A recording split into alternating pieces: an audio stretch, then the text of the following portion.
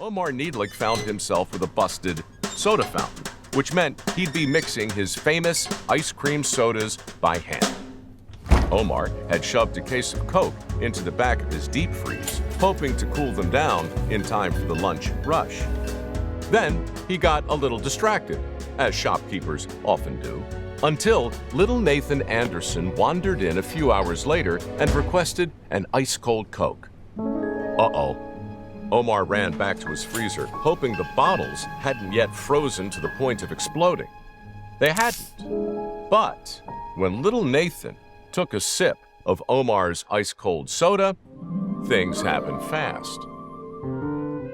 Nathan told his best friend Max about the weird colas over at Needlick's shop. Do you think I should be evaluating my competitors to understand their strategies, products, services, pricing, and market position? Do you want butter on your popcorn? We're checking in to see how Melvin, the world's worst networker, is doing as he tries to grow his business. His heart is huge, his knowledge is not. What do you think my KPIs should be? But one thing Melvin is sure about is that no business person is an island, and he should bounce ideas off others to make sure he's right.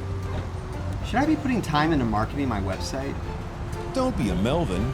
Join Business Connectors. Afro the size of a beach ball and started whispering about fluffy little clouds and happy little trees and friendly little boulders to help Mr. Grizzly catch his lunch in our busy little stream. That would have been very confusing. And yet, that was the same man Annette Kowalski discovered in Clearwater, Florida, giving painting lessons to strangers in a hotel conference room. The soft-spoken art teacher who communicated primarily with a dash of titanium white, a smidge of cadmium yellow, and a touch of Van Dyke brown. Such was the color palette of the man who pulled Annette Kowalski from the depths of her crippling depression, the man who lulled millions of viewers into a hypnotic stupor every week on PBS, the Master Sergeant who let his hair grow long and vowed to never again raise his voice. You might not know him by name, but I bet you've seen The Joy of Painting, a simple little program that will live forever in reruns, thanks to the man who spent the first part of his life screaming at thousands of recruits, and the rest of it whispering ever so gently to millions of mesmerized viewers.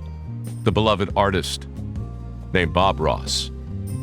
And he hit up Carloman, Charlemagne's younger brother, Lombard King, and was like, yo, your brother refused my daughter, dishonored my family, so I'm a little ticked.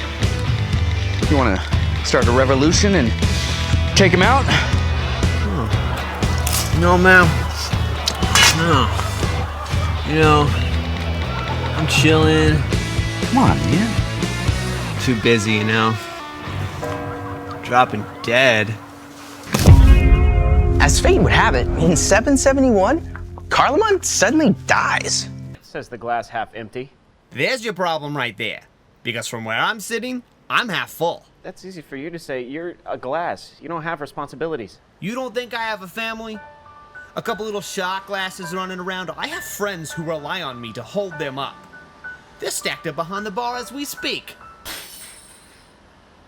Oh no. I bet that was Louis. He was always a slippery son of a bitch. Oh God, I'm sorry. Pour a little bit from me out on the floor for him.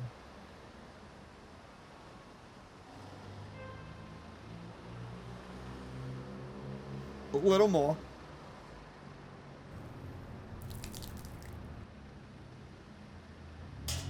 Life is short, Pete. You might not get tomorrow. Louis doesn't. What if you fell on the floor and shattered into pieces? You never get to tell your boss what you really think about him and leave to follow your dreams. You have to grow some balls and live life on your own terms. It was time for the survivors to take a stand or watch what was left of the world burn. Been so skillfully and smoothly blended into the eggnog recipe. Those men there. Caught between the lines. Prompt the signal corps into action. Signal those men to fall back! To fall back now! Shouldn't you be at work, Tom? Technically. Forget about that $20 show. Oh, thanks. You're real generous. I'm a giver. "Why?" said Reverend Call. "I run the only general store in town, and this is what the people want. Besides, as long as it's legal, a man should be able to drink whatever he pleases, right?" The Reverend's wife responded with Ephesians 5:18. "Do not get drunk on wine, for it leads to debauchery." The Reverend replied with Timothy 5:23. "No longer drink only water, but use wine and spirits for the sake of your stomach and your frequent ailments." His wife countered with Leviticus 10:9. "Drink no wine, lest you or your sons die." He parried with Proverbs 31:4. "Give strong drink to the one who is perishing. Let them drink and forget their poverty and remember their misery no more."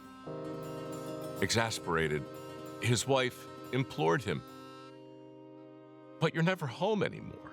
You and your uncle are obsessed, always behind the store, always worshiping at that cursed still. It's a disgrace." With that, she stomped off in a huff, the very picture of righteous indignation. Vanderbilt's next move was to go from regional steamboats on rivers and stuff to ocean-going steamships out on the Big Blue. This dude was so full of ships that he left his competitors drowning in his 1%er wake.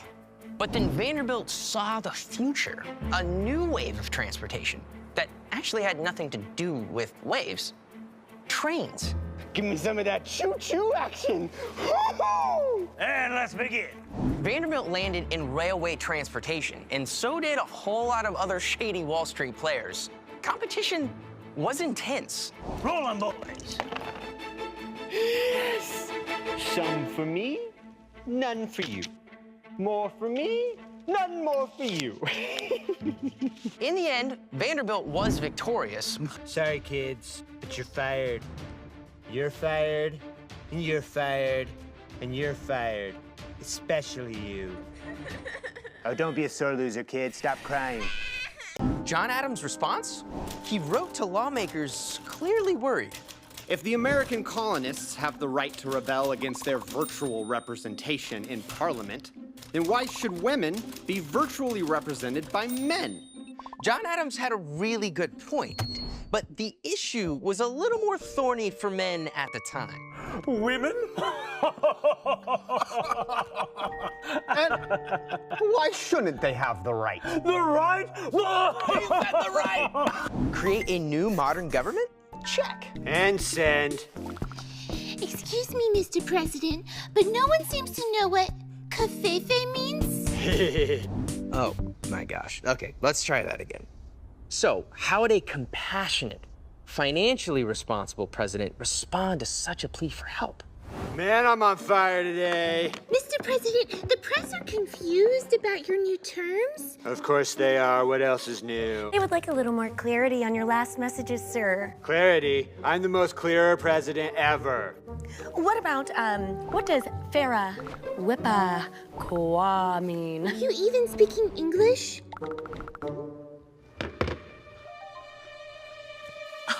Acronyms.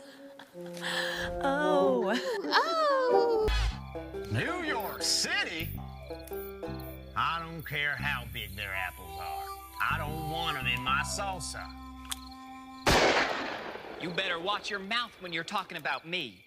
Not everybody in history exemplified the bro code. Introducing the Prentice brothers. Spoiler alert, these brothers didn't get along. If you want to secede from the Union, then why don't you just secede from this family? All right, I will. I'm taking the dog, taking Aunt Inez's fine china, and I'm gonna take your silverware and cup. That's my favorite cup! My cup. One of the brothers, Clifton, rose to the rank of major in the Union Army, while William enlisted as a private for the Confederacy. Clifton was leading the 6th Maryland Union Regiment.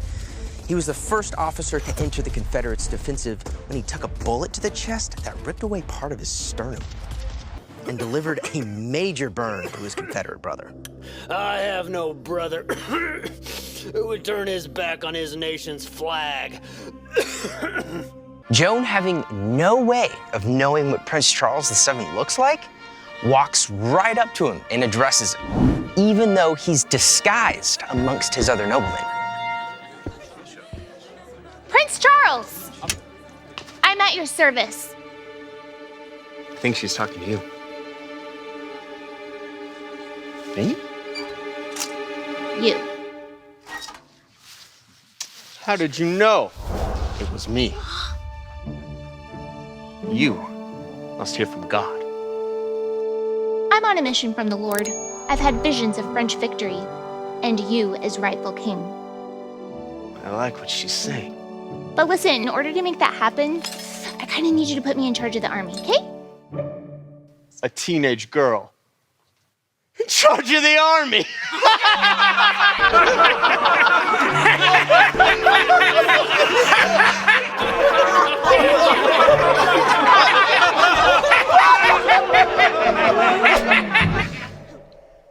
I would be the laughingstock of Europe.